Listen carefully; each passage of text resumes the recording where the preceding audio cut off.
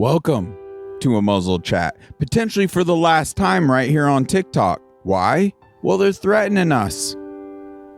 Apparently, they don't like the content we're coming out with. They want to control narratives. There's truthful information they don't want you to know. That tells me one thing. They fear you. The few fear the many. And no, I believe this to be far bigger than just China ran app. This to me and the level of tyranny and topics and censorship that we've dealt with directly here more so falls under like anything that goes like we're putting out that goes against like the globalist agenda, like the whole new world order. So I'll leave it up to you guys. But I really wish I could drive this nail home and articulate it well enough and do it justice on how freaking important it is to source information in an information age. It is absolutely crucial. Let there be a silver lining to the pandemic we just went through. We could see, let's acknowledge how they were able to perpetuate and have the most insane effects on the masses due to controlling the narrative. They got away with so much. It's like they learned a lot. That's why they're ramping up and they're trying tooth and nail to stomp out stuff like this. And it's wild because here on a muzzled chat, we're trying to walk that fine line. It goes against our core value. We're to fight against censorship, and the worst type of censorship, self-censorship. And so many people on this app aren't willing when they get their strike to continue to push that envelope because they don't want to lose out on their platform. But that goes against our core values. So we're going to continually do that. So it's just a matter of time. We're going to be pulled down, but hey, it's okay. We're going to continue. We'll fire up another one. But if any of this speaks to you and you can see and acknowledge what's going on, please come to Rumble, support us. That's the main platform we're trying to kick off. Now we are on X, we are on Telegram, True Social, Instagram, Facebook, but Rumble is an amazing hub and it's free. And if you could follow us on there, we have all the links where you can connect us with on every single episode. So when the TikTok gets taken down and we kick off a new one, we'll update that link. So you could follow us yet again there on TikTok. I just want to sound the alarm to my brothers and sisters because I care about you so much and I love you and I want the best for you. I want the best for all of us. And I know it's going to take us all uniting and seeking to get to the bottom of things and truth and not allowing tyranny and the infringement on our God-given right to free speech allow us to be wrong. That's how we actually find out what's even truthful and right, and so we can move the needle in the right direction to what is in fact going to be most beneficial, not just for ourselves but our societies and nations and the world as we know it. That's the only way. It is extremely dangerous what they're doing. Let's not allow them to control the masses through mass manipulation and everything. Like what hypocrites? They're gaslighting. They're projecting everything on others that they themselves are doing. They are the propagandists and the misinformation pushers. They are the ones that are, in fact, causing egregious harm. Let's not allow them to get away with it. There's loopholes. There's ways we could work around. Guys, God bless you. I know you're smarter than they think you are. Prove it to them. Let's show them. Look forward to seeing you there. Look forward to seeing you here as long as it lasts, and look forward to seeing you on the new whatever TikTok account we create when this one blows up entirely. God. What a world we live in, right?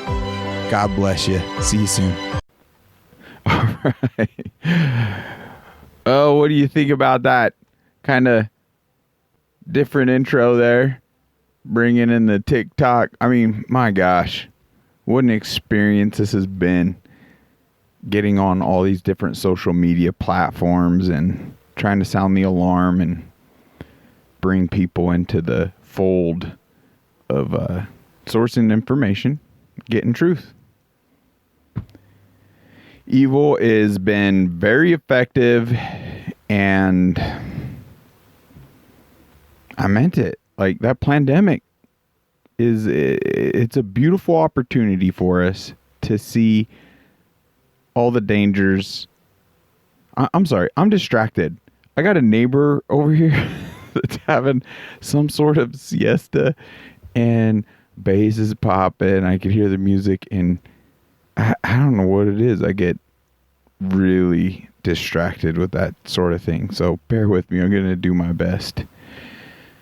But even in that clip, you know, I'm really trying to do this topic justice, because if we lose our free speech and they're effective on like tyrannically controlling, especially in the digital space, we're in trouble. We are in big trouble. The pandemic alone shows us with how they egregiously like slandered things that gravely benefited our health, diminished that, and pedestaled things that now clearly are killing people.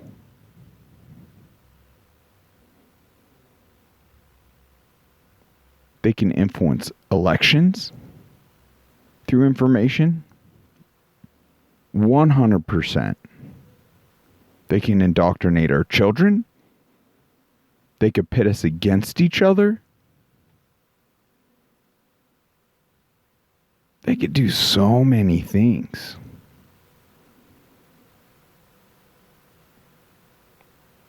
So we got to clean house on a lot of that.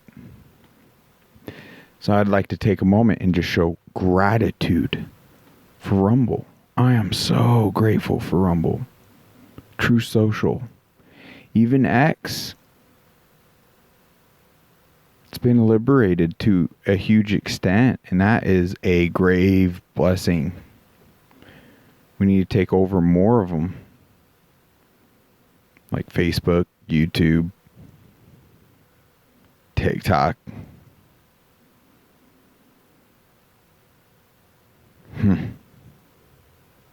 Help us do that.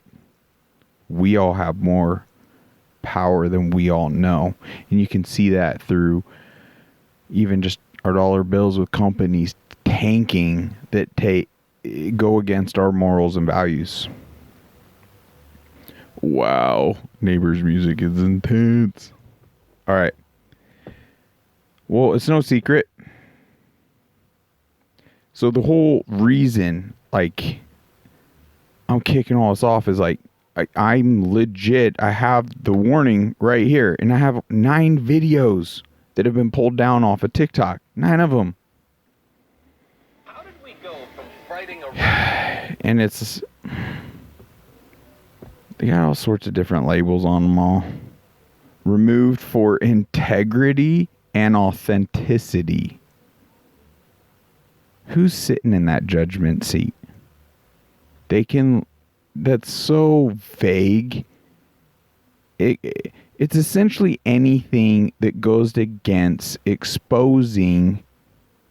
It's bigger than just China, like I was stating in that clip.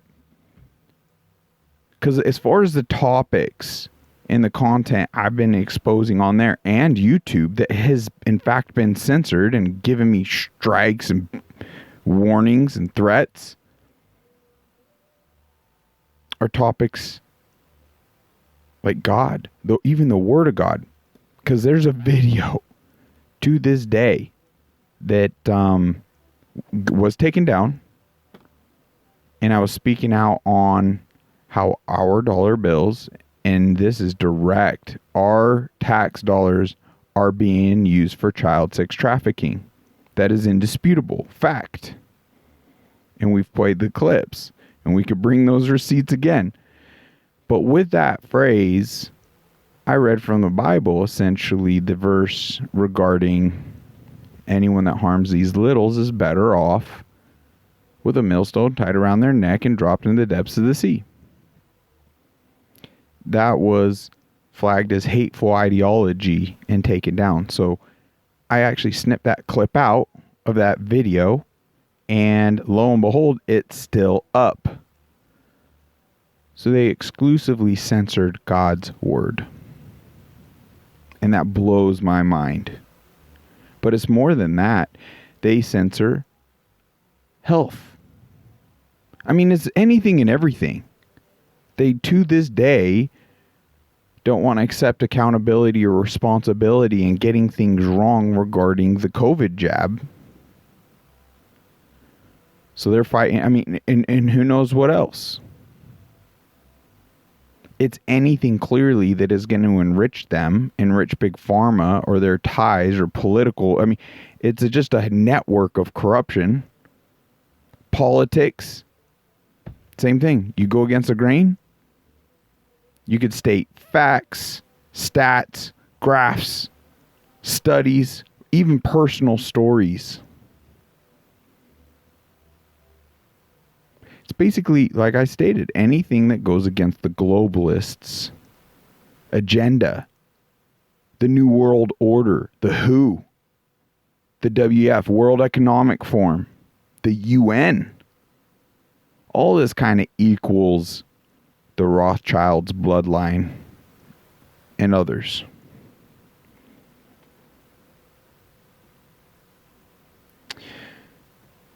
So some of the tools they've been used to manipulate, gaslight, socially condition, even MK Ultra, which is like mass psychosis.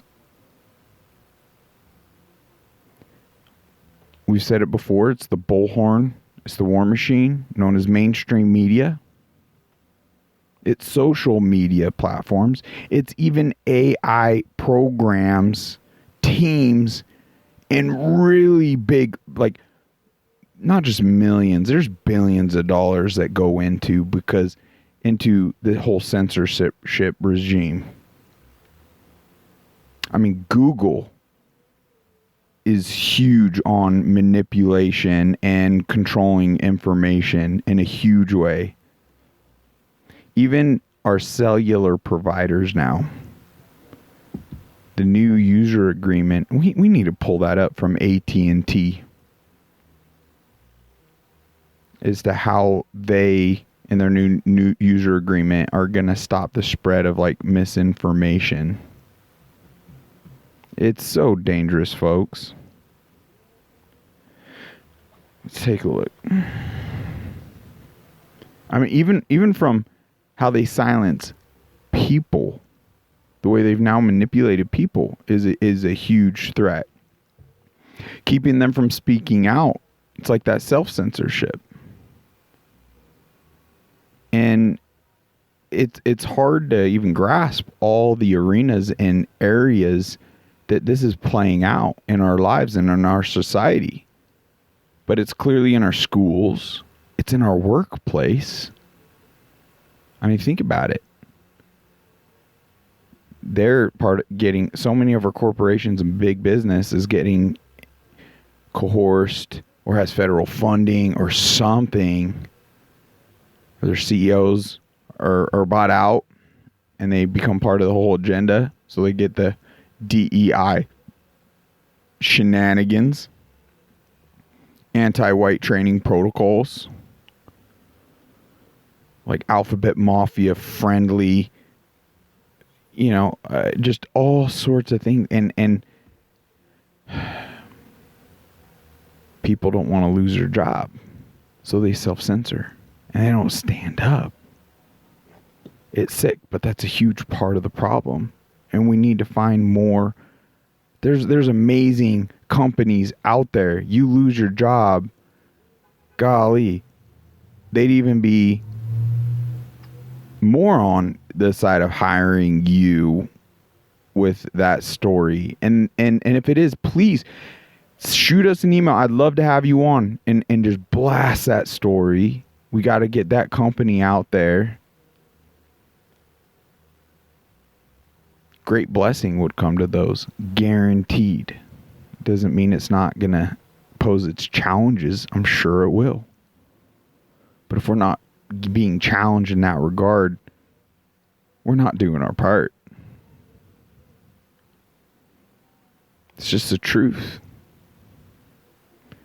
We're not to take the easiest road, like cowardice road in this life. Where's the fun in that? So not just workplace. You see this in church. A lot of people in church, and they're too cowardice to even approach a pastor that might have drank some woke Kool-Aid or something. It's important. Same thing. It's like, oh, what, you don't want to have to shop for a new church? It's in the long term going to be a great blessing to you and your family, and maybe others in that church. Could even strengthen your relations and your resolve and so many amazing things. Family gatherings, self-censor in that. There's all sorts of events. I mean, you name it.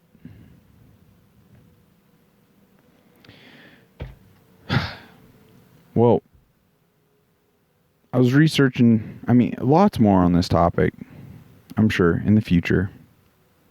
But it's just wild. All of you, if you could blow up Rumble even more, sound the alarm, because, going into this year, it's so crucial. They're going to ramp it up. They even go over, so Tucker has this, this guy that's really done a lot of research on all this, and he brings the receipts, and he has the sourcing, so it's all factual, and things for all of us to look into. But it's insane, the whole, what can we say, the whole machine, the whole industry that has been created behind the scenes, just trying to control the information. It's wild. It's a lot bigger than we all, I feel, at this point could even grasp. So it's just imperative we push as hard, we do what we can in our own unique, special, gifted ways to sound the alarm and get people onto platforms like Rumble. By the way, I think we broke 1,000 followers today. I'm so grateful to all of you. It's been a painful process, but that's a huge milestone, and we're growing and we're having an impact, and it's all thanks to you. So thank you.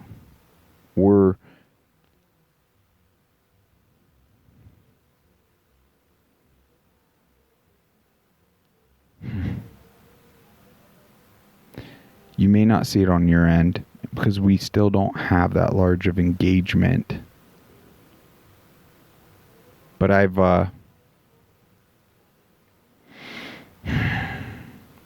gotten some awesome feedback.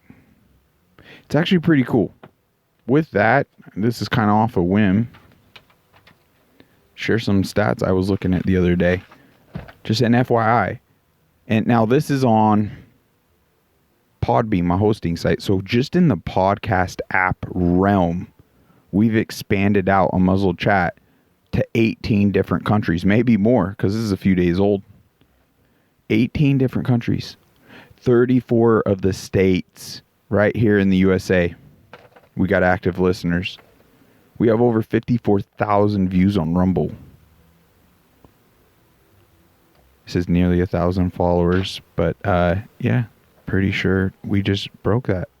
Let me refresh and see. Oh yeah, it says 1K. Thank you guys. And we're over 136 episodes now. How freaking cool. What a blessing. What a fun adventure. I can't imagine doing anything else. And I know the best is yet to come. So without further ado, let's dive in, because they highlight a lot of what is going on behind the scenes, and it's pretty powerful stuff. So notated a few times now. The whole interview here is 1 hour and 5 minutes. It's in its entirety, and I kind of got a bit selective here. I hope I don't run a little too long with it, but yeah, let's go ahead and dive in. The defining fact of the United States is freedom of speech. To the extent this country is actually exceptional, it's because we have the First Amendment to the Bill of Rights. We have freedom of conscience. We can say what we really think. There's no hate speech exception to that. Just because you hate what somebody else thinks, you cannot force that person to be quiet, because we're citizens, not slaves. But that right, that foundational right that makes this country what it is, that right from which all other rights flow, is going away at high speed in the face of censorship. Now, modern censorship bears no resemblance to previous censorship regimes in previous countries in previous eras. Our censorship is affected on the basis of fights against disinformation and malinformation. And the key thing to know about these is they're everywhere. And of course, they have no reference at all to whether what you're saying is true or not. In other words, you can say something that is factually accurate and consistent with your own conscience. And in previous versions of America, you had an absolute right to say those things. But because someone doesn't like them, or because they're inconvenient to whatever plan the people in power have, they can be denounced as disinformation. And you can be stripped of your right to express them, either in person or online. In fact, expressing these things can become a criminal act, and is. And it's important to know, by the way, that this is not just the private sector doing this. These efforts are being directed by the U.S. government, which you pay for and at least theoretically own. It's your government. But they're stripping your rights at very high speed. Most people understand this intuitively, but they don't know how it happens. How does censorship happen? What are the mechanics of it? Mike Benz is, we can say with some confidence, expert in the world on how this happens. Mike Benz had the cyber portfolio at the State Department. He's now executive director of Foundation for Freedom Online. And we're going to have a conversation with him about a very specific kind of censorship. By the way, can't recommend strongly enough. If you want to know how this happens, Mike Benz, B-E-N-Z, is the man to read. But today we just want to talk about a specific kind of censorship, and that censorship that emanates from the fabled military-industrial complex, from our defense industry and the foreign policy establishment in Washington. That's significant now because we're on the cusp of a global war, and so you can expect censorship to increase dramatically. And so with that, here's Mike Benz, Executive Director of Foundation for Freedom Online. Mike, thanks so much for joining us. And guys, let me know if this is running a little too fast, or if I'm impeding. I'm at 1.5, so I've sped them up a bit. But if that complicates things again, because you want to listen to the whole episode, which once again, I can't even listen to myself at normal speed, it's got to be 1.5. But if that is impeding on listening and you want me to slow these down, I'm going to continue to play them quicker until some people are like, look, you're making it too inconvenient just to listen to the whole thing in its entirety at 1.5. At that point, I'll just painfully sit here through, and we'll keep it normal speed all the way through. That way you can put it whatever speed you want, and you should be good to go. And I want to take a second to thank you, Tucker. You're a freaking stud. So much as to what you're doing, and the ridicule and the backlash and everything you faced. We appreciate you. Keep up the good work. And I just can't overstate to our audience how exhaustive and comprehensive your knowledge is on this topic. It's almost unbelievable. And so if you could just walk us through how the foreign policy establishment and defense contractors and DOD and just the whole cluster, the constellation of defense-related, publicly funded institutions strip from us our freedom of speech. Sure. You know, one of the easiest ways to actually start the story is really with the story of internet freedom. And it switched from internet freedom to internet censorship because free speech on the internet was an instrument of statecraft almost from the outset of the privatization of the internet in 1991.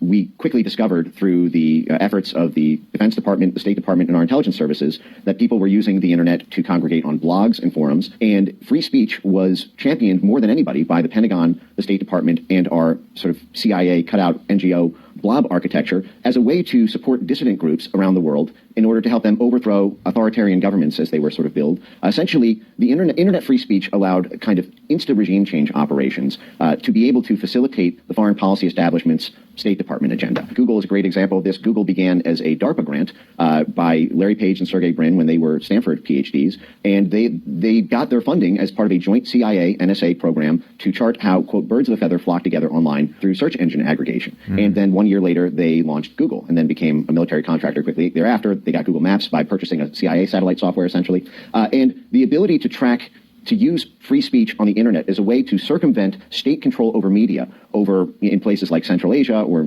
all around the world was seen as a way to be able to do what used to be done out of CIA station houses or out of embassies or consulates in a way that was totally turbocharged. And all of the internet free speech technology was initially created by our national security state.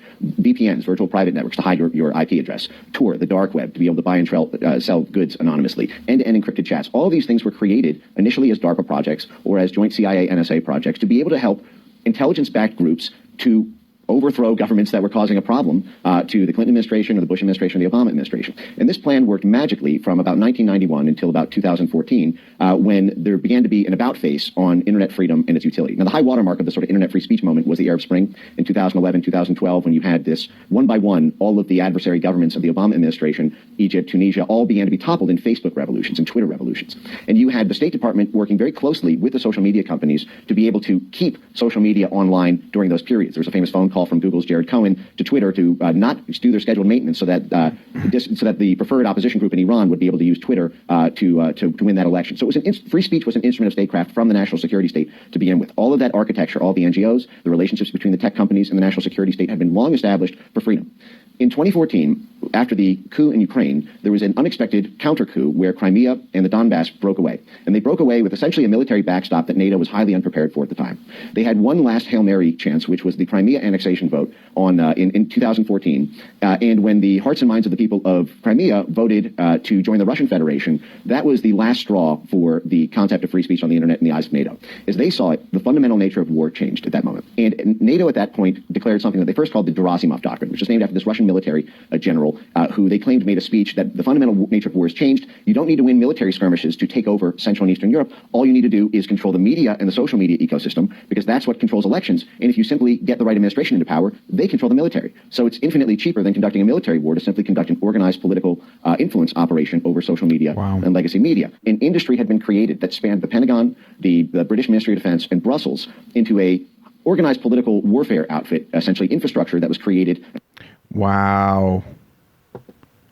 Cheaper than war. To have similar outcomes of actual war tactics and taking over countries and infiltrating countries. Can we kind of connect that dot as to like what has happened here? We no longer have hold of the reins. It's not governed by the people of the people.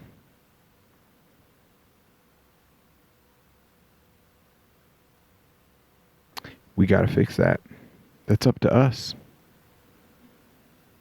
How bad do we value our freedoms? How bad do we want them back?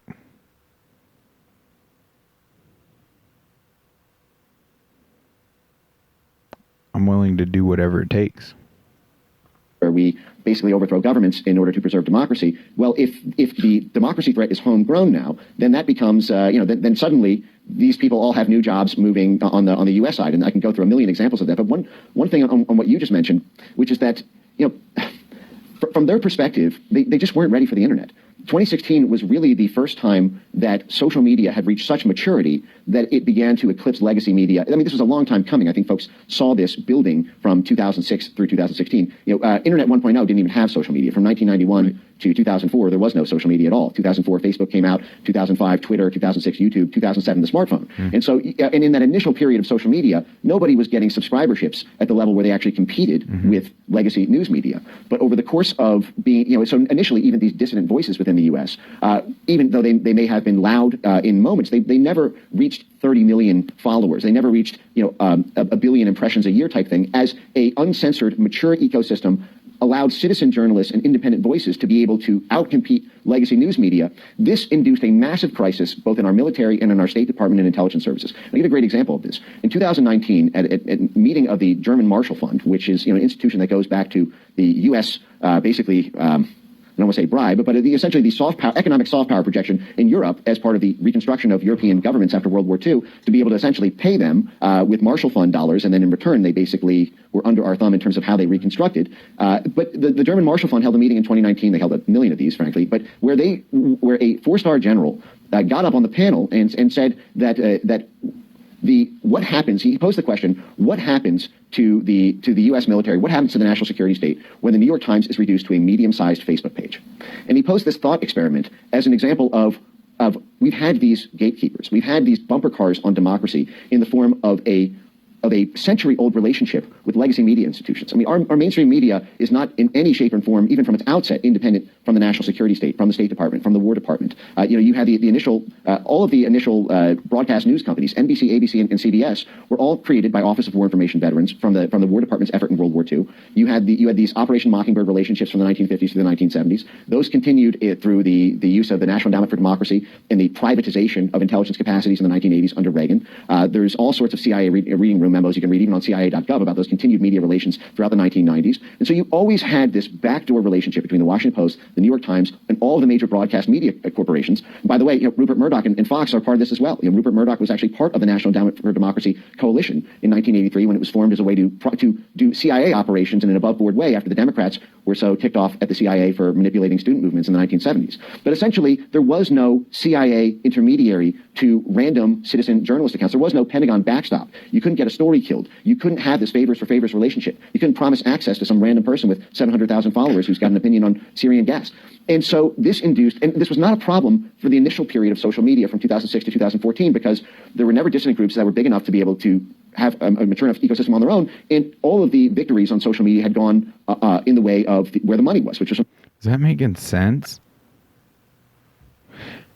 I've already listened, so I won't lie if I catch myself tuning out a bit, but it's wild. We weren't a threat because they still had their bullhorn that was more valued and more listened to, but it started shifting, so that's when it was oh gosh, we're losing control of a very important tool they value. And it's way bigger than just, it's no secret as to why they value it. It's insane control. Shoot, we've even played clips where the Rothschilds had thanked the New York Times and all these outlets that they couldn't have done what they were able to do without it. Kind of starting to make sense. What's going on here? It's crazy. From the State Department and the Defense Department and the intelligence services.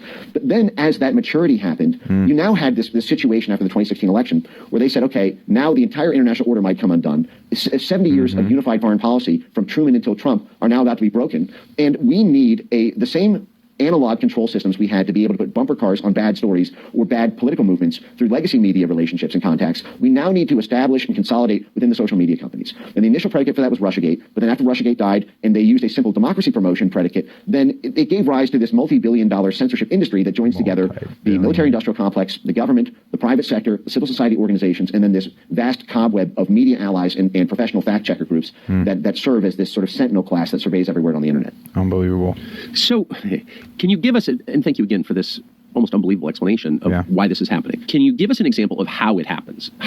Just pick one among, I know, countless examples of how the national security state lies to the population, censors the truth in real life. Yeah, so we have this State Department outfit called the Global Engagement Center, which was created by a guy named Rick Stengel, who described himself as Obama's propagandist in chief. He was the Undersecretary for Public Affairs, which is essentially the liaison office role between the State Department and the mainstream media. So this is basically the exact nexus where government talking points about war or about diplomacy or statecraft get synchronized with mainstream media. And may I add something to that? As someone, I know Rick Stengel, he was at one point a journalist, and Rick Stengel has made public arguments against the First Amendment and against free speech. And so he wrote a whole book on it. And he published an op-ed in 2019. He wrote a whole book on it, and he made the argument that we just went over here, that essentially the Constitution was not prepared for the internet, and we need to get rid of the First Amendment accordingly. And he described himself as a free speech absolutist when he was the managing editor of Time magazine.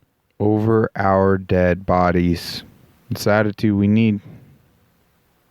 And even when he was in the State Department under Obama, he started something called the Global Engagement Center, which was the first government censorship operation within the federal government, but it was foreign-facing, so it was okay. Now, at the time, they used the homegrown ISIS predicate threat for this. And so it was very hard to argue against the idea of the State Department having this formal coordination partnership with every major tech platform in the U.S., because the idea at the time there were these ISIS attacks that were, and we were told...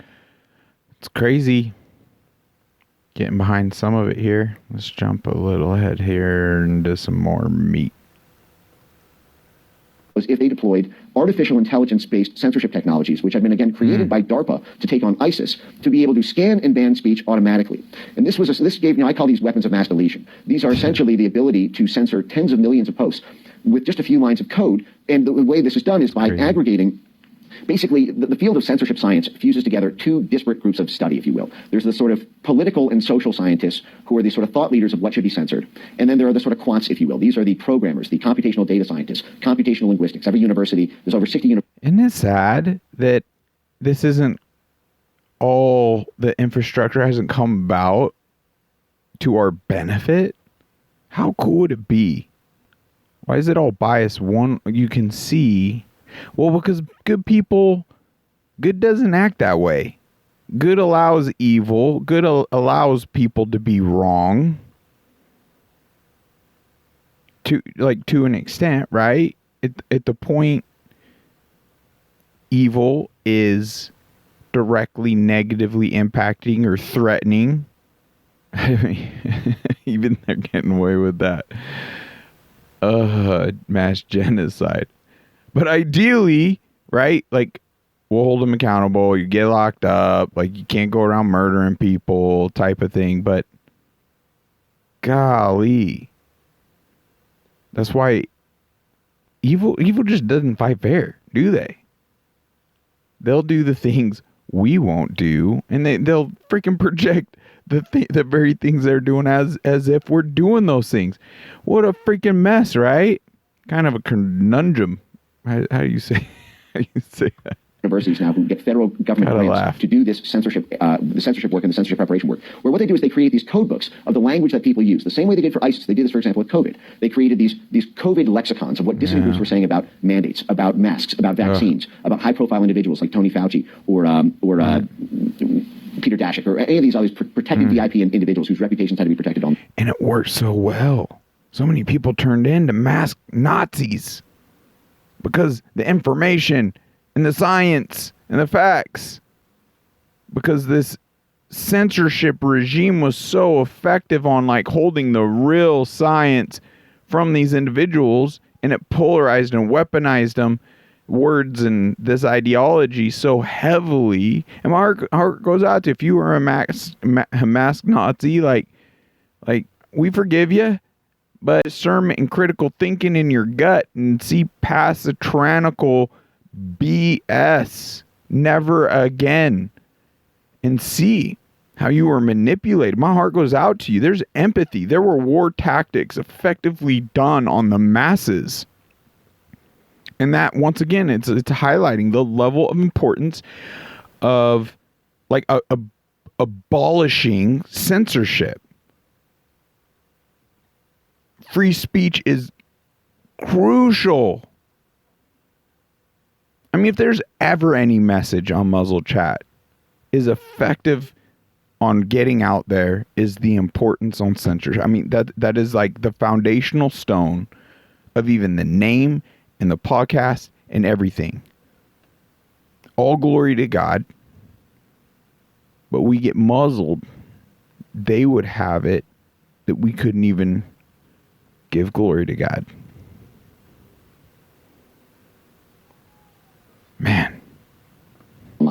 created these code books. They broke things down into narratives. The Atlantic Council, for example, was a part of this government-funded consortium, something called the Virality Project, which mapped 66 different narratives that dissidents were talking about around COVID, everything from COVID origins to vaccine efficacy.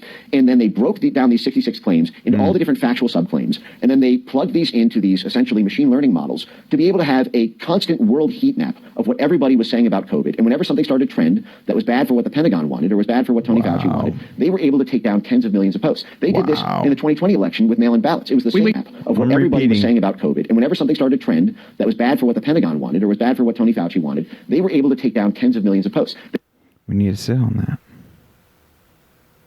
We saw this play out. And the fact of the matter is, okay, so what they did with Parler, horrific. That's why I'm so grateful we got things to stick like Rumble, and they have their independent servers and abilities to keep things going. But once again, like Barack Hussein Obama on Leave the World Behind. I mean, they project EMP, cyber warfare, all that to combat essentially like a mass awakening and the downfall of America, provoking us into civil war.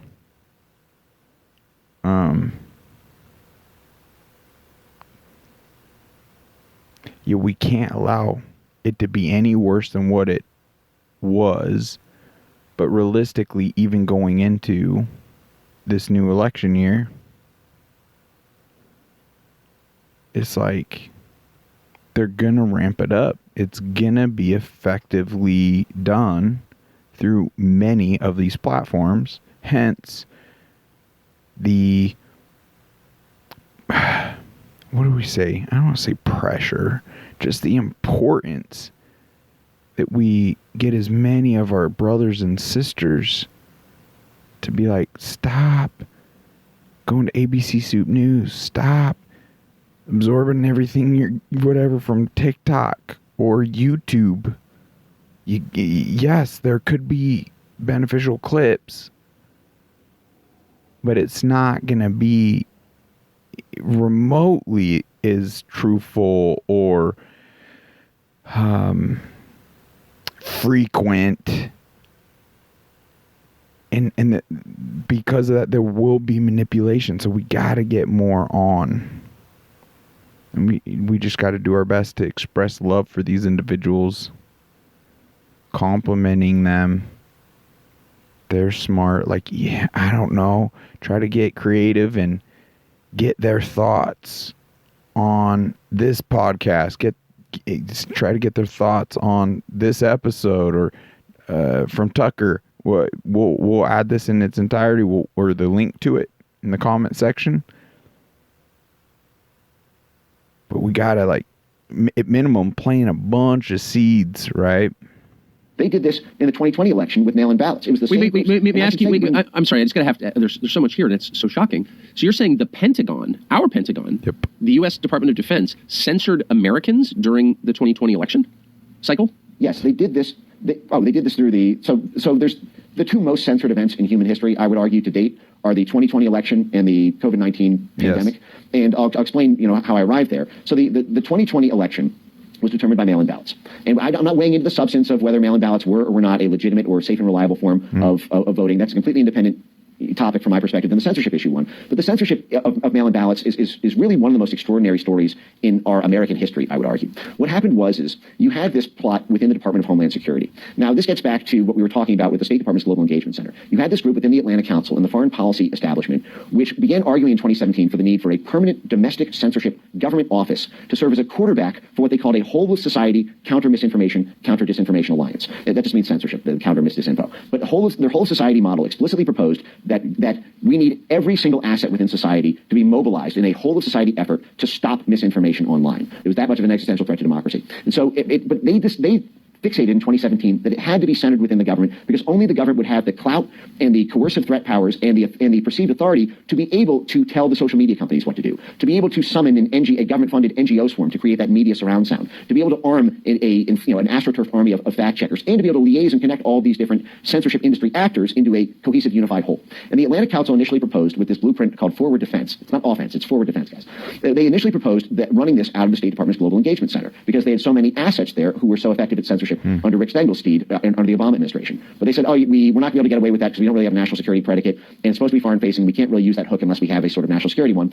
Then they contemplated parking it at the CIA. And they said, well, actually, there's two reasons we can't do that. The CIA is foreign facing. We can't really establish a counterintelligence threat to bring it home domestically. Also, we're going to need essentially tens of thousands of people involved in this operation, spanning this whole society model. You can't really run a clandestine operation that way. So they said, okay, well, what about the FBI? They said, well, the FBI would be great. It's domestic. But the problem is the FBI is supposed to be the intelligence arm of the Justice Department.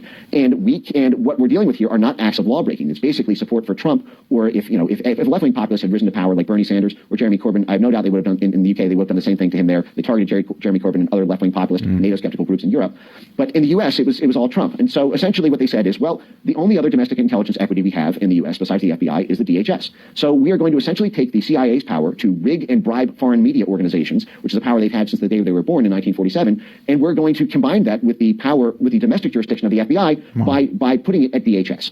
So DHS was basically deputized, it was empowered through this obscure little cybersecurity agency to have the combined powers that the CIA has abroad with the jurisdiction of the FBI at home. And the way they did this, how did an obscure little cybersecurity agency get this power, was they did a funny little series of switcheroos.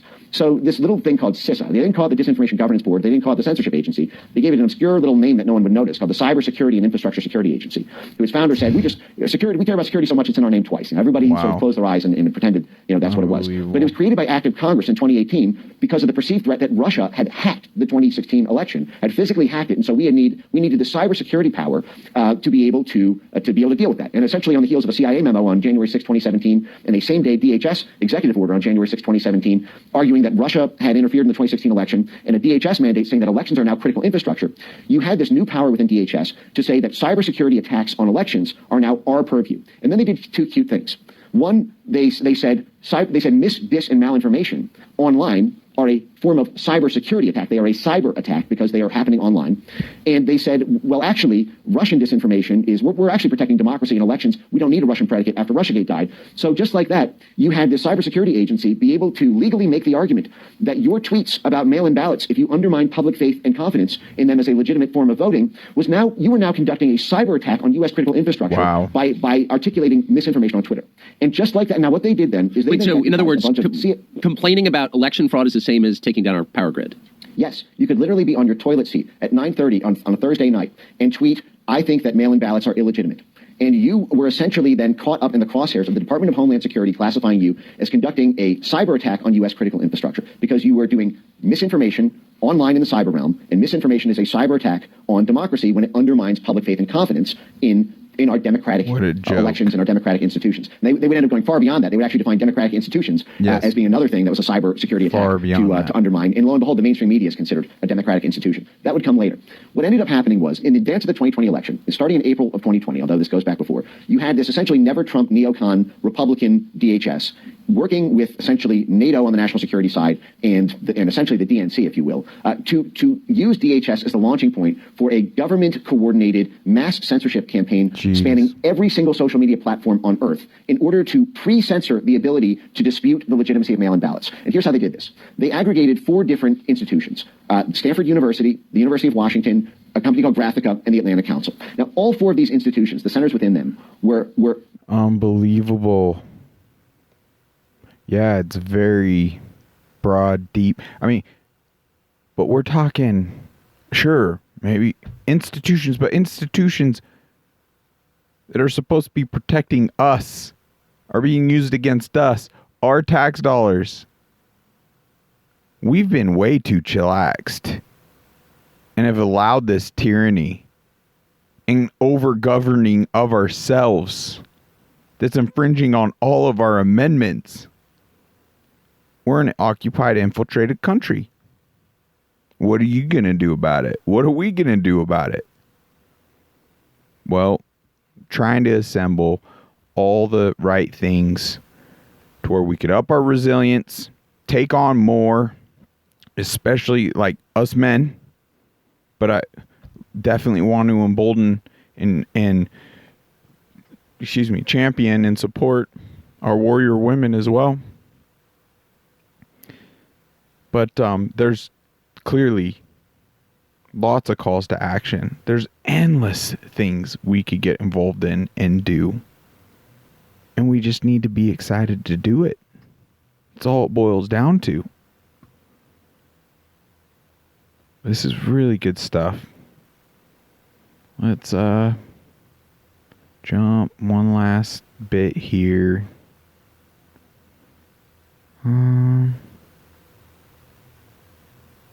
This will be the end of this clip. Directly after it's done. So I've just got two more questions for you. One short, one a little longer. Short one is for people who've made it this far, an hour in, and want to know more about this topic. And by the way, I hope you'll come back whenever you have the time to explore different threads of the story. But for people who want to do research on their own, how can your research on this be found on the internet? Sure. So our foundation is foundationforfreedomonline.com. We publish all manner of reports on every aspect of the censorship industry, from what we talked about with the role of the military-industrial complex and national security state, to what the universities are doing. To, I sometimes refer to as digital MK Ultra. There's just the field of basically the science of censorship and how and the funding of these psychological manipulation methods in order to nudge people into different belief systems, as they did with COVID, as they did with energy and with digital. We publish all manner of reports on every aspect of the censorship industry, from what we talked about with the role of the military-industrial complex and national security state, to what the universities are doing. To, I sometimes refer to as digital MK Ultra. Digital MK Ultra. Just the field of basically the science of censorship and how and the funding of these psychological manipulation. The funding of the psychological manipulation methods in order to nudge people into different belief systems, as they did. Nudge people into different belief systems. A lot of our thoughts are not our organic thoughts. And it's time we break those out of the own box we put ourselves in through our family upbringing, our education, the movies, Hollywood, Disney, everything. It's molded us and put us in like this teeny tiny box. And it's crazy that it's like viewed, going down rabbit holes or whatnot. It's like, break yourself out of the box and just see things as they are. Feel things like, and it's beautiful. Like I just can't wait. I'm bigger than my own mental box I've been in. It's been like a physical like hell where I just haven't had with Lyme disease in this bioweapon, and I see it with other people too. That seemingly the healthiest among us, but they just, and very successful and financially very well off, but I just don't have the time, like, or the interest, because like, and it's just like, but you're this brilliant mind.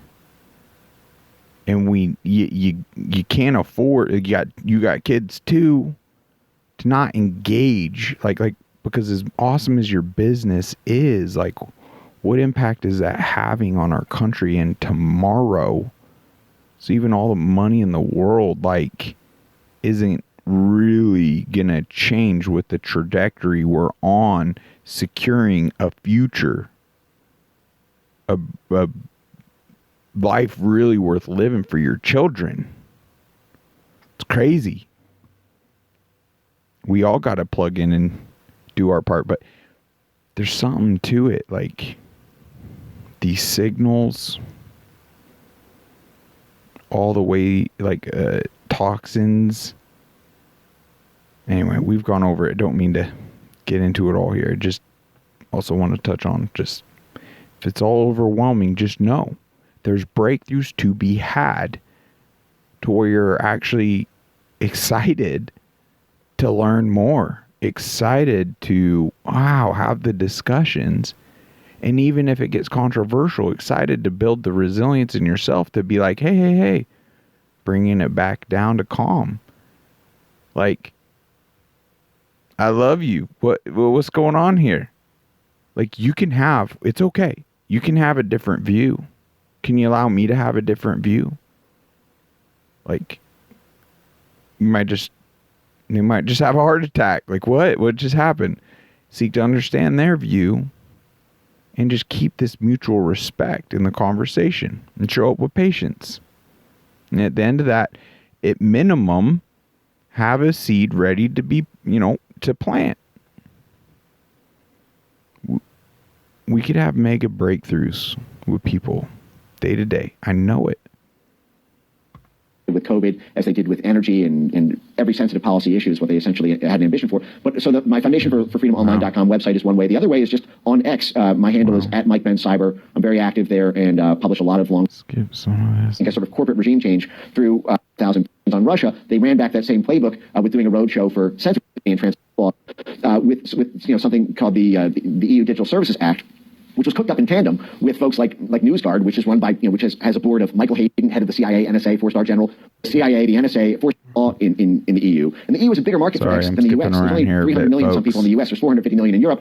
X is now forced to comply with this brand new law that just got ratified this year, where they either need to forfeit 6% of their global annual revenue to EU to maintain operations there, or put in place essentially the kind of CIA bumper cars, if you will, that I've been describing over the course of this, in order to have an internal mechanism to censor anything that the EU, which is just a proxy for NATO, deems to be disinformation. And you can bet with 65 elections around the globe this year, you can predict every single time what they're going to define disinformation as. So that's the main fight right now is dealing with the transatlantic flank attack from Europe.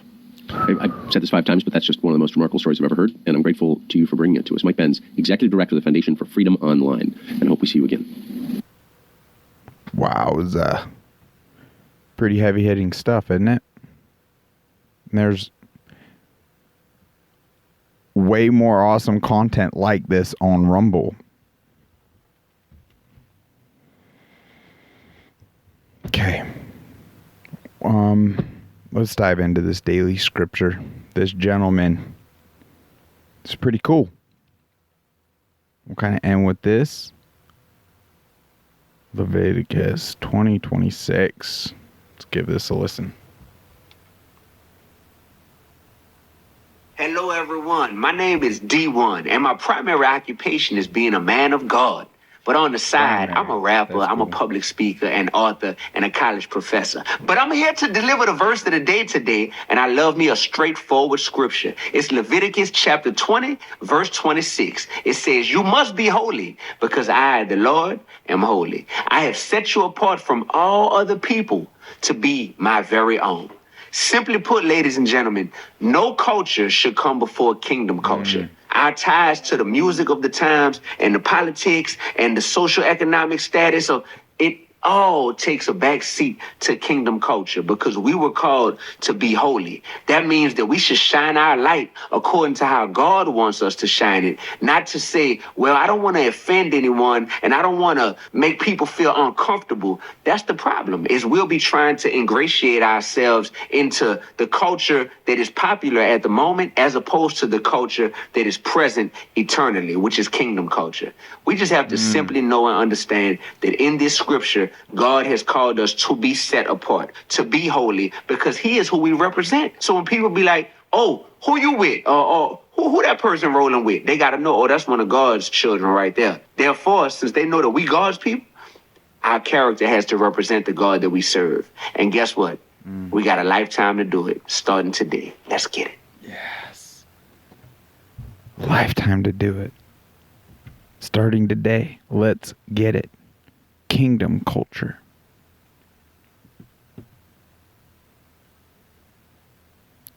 We need to stop being concerned with all the here and the now.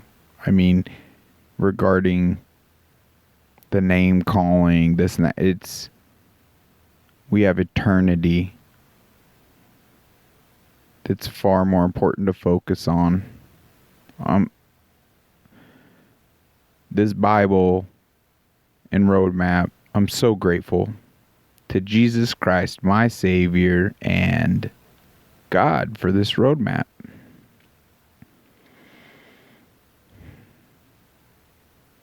I am more at peace than I've ever been in my life. And I'm trying to get on these front lines. And who knows what's going to come down the pipe. But no matter what it is, it doesn't matter. Because having that kingdom, like living that out here in the flesh.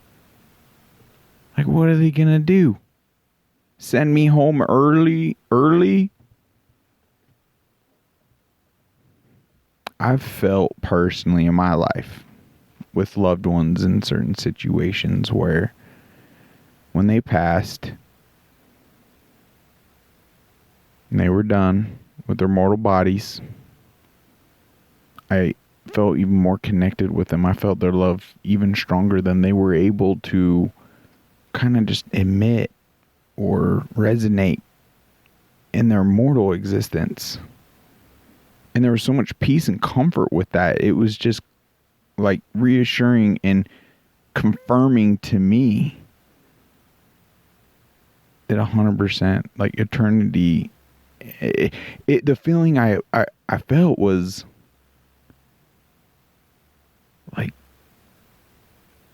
kind of funny, where here we are mourning an immortal, which is kind of getting stemmed, let's be honest, from selfishness, because we miss the individual. We want them selfishly around. But with that feeling of support and love, it's hard to articulate, okay? I'm tripping up here. But it was a profound moment for me where it was like, they're mourning our state. We're in the thick of it. And I found it kind of silly that, why am I mourning this individual? And really diving into those feelings. Because I could feel their love anyway. Don't know if you've experienced something like that. But let's put on the armor of God. Let's become warriors for God. Guys, thank you so much for all your support and helping us grow and have a bigger and bigger impact. We need it, and we're just beginning. Let's keep up the good work. Till next time, take care.